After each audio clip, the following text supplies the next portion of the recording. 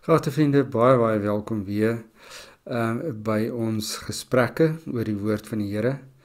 En natuurlik weet jy dat ons uit Ierland uitgesels. My naam is Rassie, ek is 'n dominee in Ierland en ons is betrokke by die Irish Reformed Church en ons het 'n Engelse been en 'n Afrikaanse been en ons hou elke Sondag kerk in Mount Mellick, 'n klein dorpie in die Middellande. Nou, voordat ons begin om vandag te gesels oor die stukkie, kom ons buig net ons hoofde en ons maak ons oë toe. Here, dankie weer eens vir die woord en wil U dit vir ons open hou as ons dit gaan oordink en daarna gaan luister. Amen. Nou vriende, verlede week het ons gesels oor die eerste hoofstuk van Romeine en ons het 'n bietjie gekyk na Paulus se inleiding en so 'n bietjie ingeduik in Paulus sy persoonlike lewe en alles wat met hom gebeur het en hoe dit ook 'n impak op ons lewens het. Maar daar's 'n gedeeltetjie in hierdie inleiding van Paulus wat ons nie behandel het nie. En dit is die stukkie wat ek nou vir u gaan lees oor Jesus Christus. Wat hy reeds tevore deur sy profete in die Heilige Skrif beloof het aangaande sy seun, wat na die liggaam uit die nageslag van Dawid gebore is, en wat na die gees van heiligheid op grond van sy opstanding uit die dood kragtig aangedui is, as die seun van God, Jesus Christus, ons Here. Nou ja, dis duidelik die twee nature van Christus, wat hier na vore kom, nie, dat hy voluit mens was, maar dat hy ook voluit God was. En nou sal julle sê, wow, maar dit is nogal 'n ingewikkelde leer, dit is heeltemal waar. En Paulus het dit hier ingebring in hierdie hele eerste gedeeltetjie van sy boek, wat hy geskryf het. So dis 'n baie belangrike gedagte, dis 'n baie belangrike stukkie teologie wat ons hierso 'n bietjie oor moet gesels, oor Christus, wat voluit mens was, maar ook voluit God was. Hoe pas dit in en wat beteken dit vir ons en hoekom is dit belangrik? Nou vriende, kom ons begin by die mens en sy sondeval. Ek ken almal die storie, die verhaal in Genesis 1 van die mens wat in opstand teenoor God gekom het.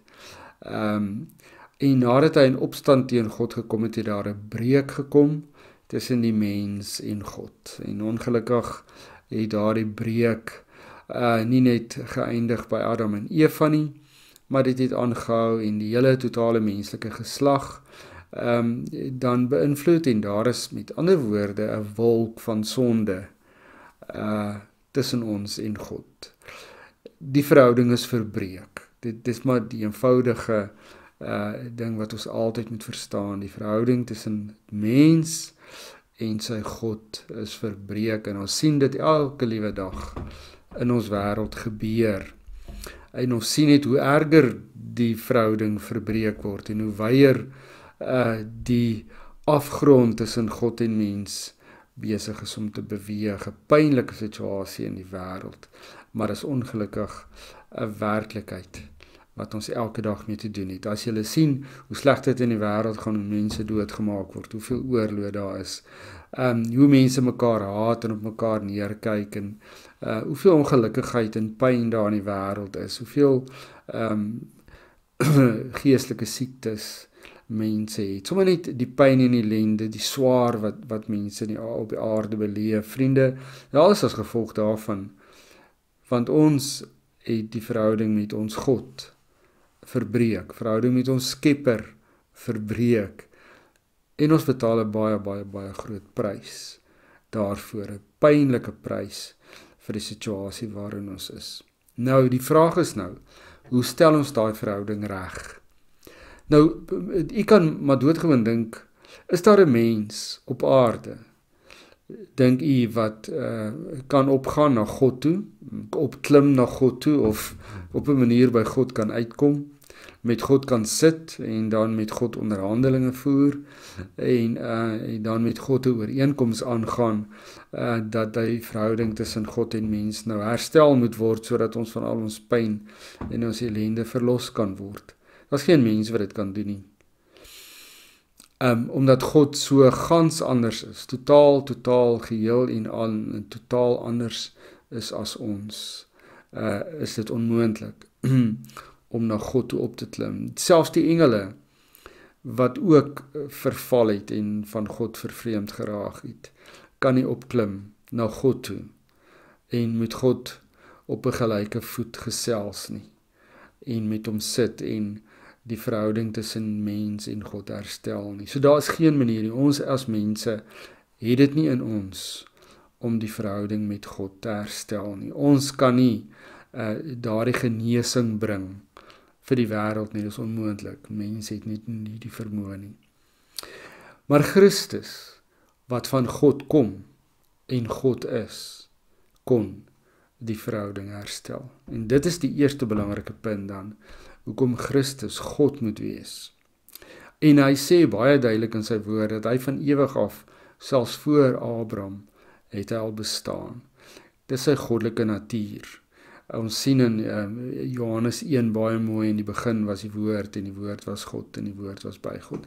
Van Jesus Christus wat van ewigheid af al bestaan. So hy is ware God.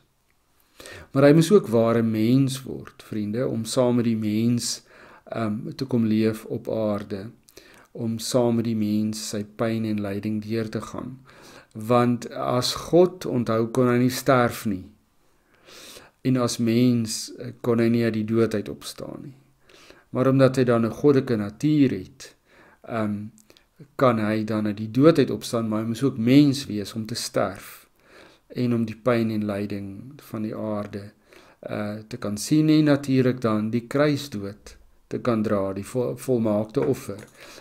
As Jesus nie 'n mens was nie, sou hy nie die volmaakte offer kon bring nie. So daarom is dit belangrik dat hy die twee nature moet hê. Nou in Christus se lewe kan ons baie duidelik die twee nature sien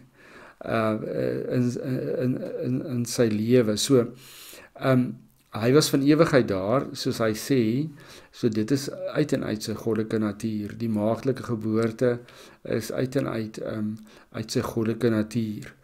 Maar die feit dat hy nie altyd alles geweet het nie, hy het nie geweet wat die einde is van alles as mens nie. As mens het hy swaar gekry, as mens het hy pyn ervaar, as mens het hy in 'n wroging gegaan, ook in sy geloof het hy in 'n wroging gegaan as mens.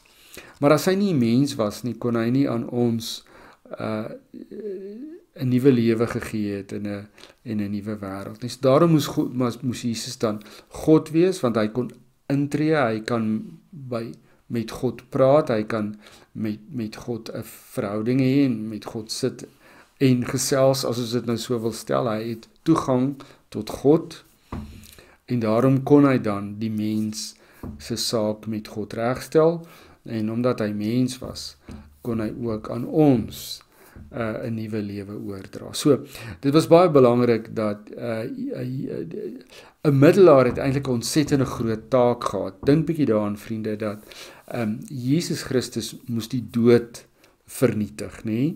Hy moes die sonde oorwin. Hy moes die magte van Satan vernietig. En hy moes die geregtigheid van die lewe vir ons geskenk het. Nou, watter mens op aarde kan dit doen? Watter mens op aarde kan die gevalle wêreld vernuwe en verlore mense red? Daar's geen mens op aarde wat 'n verlore mens kan red nie, of wat die vervalle wêreld kan vernuwe nie, wat die magte van die Satan kan vernietig nie, of geregtigheid skenk nie. Net Jesus kan, maar net Jesus in sy goddelike natuur kan dit doen. Net God kan hierdie dinge doen, en daarom moes Jesus God wees. Maar ook natuurlik mens, om te ly, om die offer te wees, maar ook as mens aan ons 'n nuwe oë en 'n nuwe hart en 'n nuwe gees te gee, ook dan die Heilige Gees in ons lewe te bring. So, vriende, die twee nature van Jesus Christus, hoekom is dit belangrik? Want dis die enigste manier hoe daar vir die mens verlossing, vernuwing, oorwinning oor die dood en oorwinning oor die bose magte kon kom.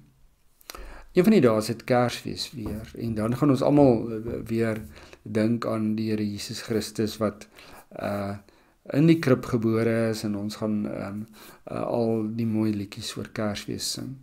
Een ding wat ons moet ook herinner word, is dat Kersfees is die ingrype van God in 'n sondige wêreld, waar sy seun gekom het, waar God na die wêreld toe gekom het, om die wêreld te vernuwe, en om die bose magte te oorwin. Vriende, dis die goeie nuus wat Paulus bring. Hy sê, daar's vernuwing moontlik vir die wêreld. Daar's verandering moontlik vir ons. Dis moontlik om die bose magte, wat ons so duidelik sien wat besig is in die wêreld, om dit te oorwin. Maar ons kan dit alleen doen deur Jesus Christus. Alleen deur Jesus Christus. Daar's nie 'n ander manier van verlossing nie. Daar's nie 'n ander manier van hoop vir die wêreld as net deur Jesus Christus alleen nie. En dis die goeie nuus. En dat hy beskikbaar is vir die wat glo, en die wat in volheid hulle lewe aan hom toewy en oorgee. Dis die goeie nuus. En dis ook die goeie nuus wat ek wil hê wat u moet onthou.